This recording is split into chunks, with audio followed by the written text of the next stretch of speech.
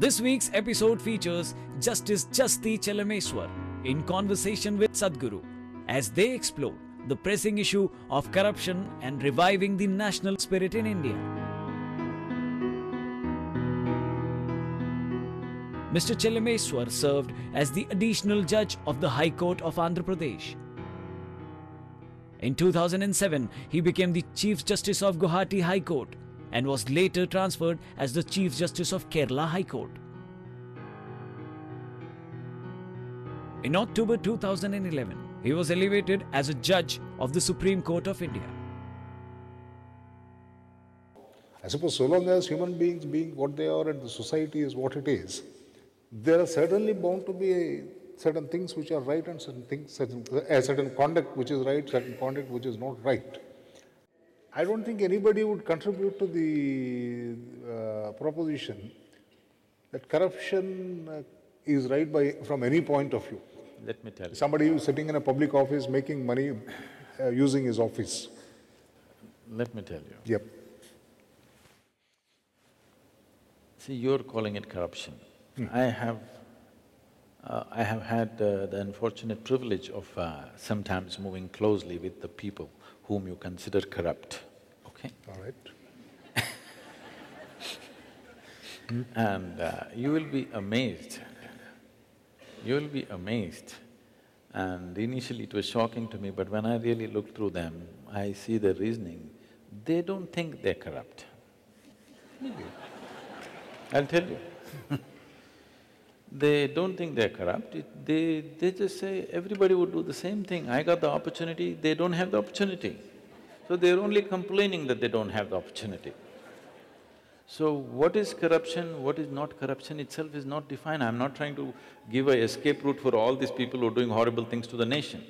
So the only thing that can fix this country in terms of corruption is, we need people who have a huge passion for this nation, okay? So right now, we need somebody who is capable and who has great passion for this nation. That is the only way, it is not all problems will be fixed. That is the only way we start moving towards a solution. Right now, we are heading for a big problem because what holds a nation together, everybody must understand. If you want to run a nation, whatever the nation, you must understand what is it that binds the people. There is some passion, because nation is just an idea. It is not a reality, let's understand this. Nation is just an idea. What is it that binds all the people as one nation? That idea and that passion has to be constantly strengthened. If you constantly keep weakening it and then try to hold the nation together, you will not succeed. This is the time. This generation of people have this responsibility that if we do not change the trajectory of this nation the way it's going right now, there will be no one India in another 50 years' time. It may not take 50 years.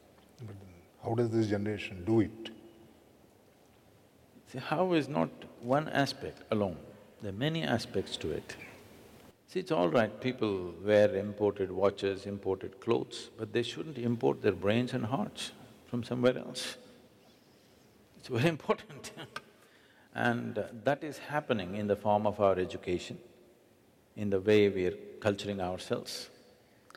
There is nothing wrong with anything that comes from outside the country. We must take the best that comes from everywhere from the world.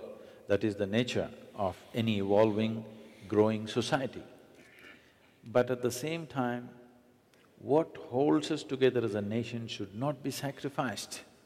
If you sacrifice that, you won't be able to hold it together. People will not stay together. You know, you can't hold 3, 4 brothers together. Unless you bind them emotionally and create a passion towards something, you can't bind them together. If the parents did not take care of that, you can't hold them together, they'll go away somewhere. If they live far away, they won't fight. If they come close, they will be in your court. You must understand what holds the nation together. The basic thing that held this nation together was always that in this nation, we did not believe this nor that. Only thing is, we knew we have to become free. Liberation was the highest goal. If you keep it that way, if you manage to activate this back in the society, you will see people will stay together. Otherwise, every group will form its own belief systems and they will all go separate. You can't keep them together. At the very birth of this nation, we broke into three pieces. Every 100 years we may come to it, or less, if we do not take care of a few fundamentals. And what measures are to be taken to create that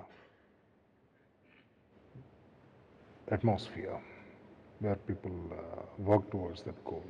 It's best that what you're strong on, you build on that. You don't try to build an America, an United States of America and India, it's never going to work. You build an India in India, a strong, powerful India you can build. The North American people are there the way they are because they came there for a different reason and they came together for that reason and that reason is working for them. Here it's not like that. This is a completely different reality. You're trying to superimpose another reality upon yourself, that will not work. This is not against anything. This is not for anything. I'm speaking English language, haven't I? So I'm not against anything for that matter. But I'm for that which works, I'm against all those things which do not work. Why do you want to invest time and life and people's lives in things that do not work? We clearly know. From my experience of working with the village, being in the villages, I clearly know at least 50 to 55% of the people, their existence is like cattle, not like human beings, the quality of life, okay? They're somehow managing, so we think they're okay. So they're somehow managing, that is not life. After 60, 70 years, 2 generations of people, their lives are gone, and if still we can't find basic solutions, that means we're doing something wrong, isn't it? And why do you think it didn't work for 67 years? What is your analysis or understanding of it? It's essentially because of this. We are trying to transform people from being Indian to being English. Do you understand? English language is the only thing we should have picked up because that's a passport to the world. I'm saying what we pick up, if you go shopping, what you pick up from a shop is by choice. If you pick up compulsively or you buy whatever they're selling, it's a stupid thing. So, the idea of Mahatma Gandhi and the rest of the clan fighting for freedom and getting the British out was so that we could choose what we want to do with our lives. We did not choose because we were lethargic or we were just overwhelmed or we were just… our idea of superiority was, misplaced. We somewhere thought anybody who conquers must be superior. We just try to implement that system as it is, including the judiciary, everything as it is. See, I'm not talking about traditional values. I'm not talking about India being an isolated nation doing its own thing. No. As I said earlier, if you go shopping, you must choose what you want. You must not take whatever the salesman is pushing on you. Something is 50% discount, so you don't buy it. You buy something that you need, isn't it? So even from the rest of the world, the same thing. You pick up what is going to be good for us. You don't pick up something that they're peddling to us. So what they don't need, they would like to peddle to you. You should have the sense not to take it in. You must take in what we need and what will work for us. English language works for us, or we picked it up. Maybe we didn't pick it up, it was thrust upon us, it doesn't matter, but somehow it worked out for us. Everything else you must see, from a simple thing to anything. I was… there's a classic example, the tribal school close to the ashram where we've been working. First I went there about 15 years ago to see… we thought we will, participate in the school in some way and I wanted to see how the children are. I went there and all these kids, there's just about 11, 12 kids in the school and they're all wearing ties.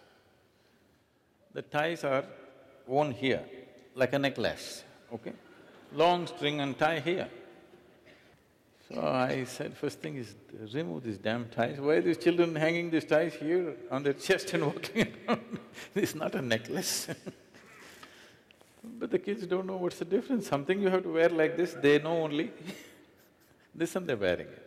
In Tamil Nadu, if you wear tie in the summer, it's as good as a nose, you know.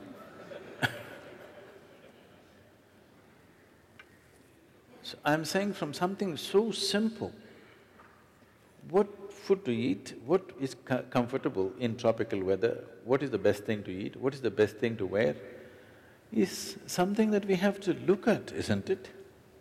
You just don't have to imitate somebody simply because they managed to conquer you. They did not conquer you because they were superior people. They had gunpowder and you didn't. That's all.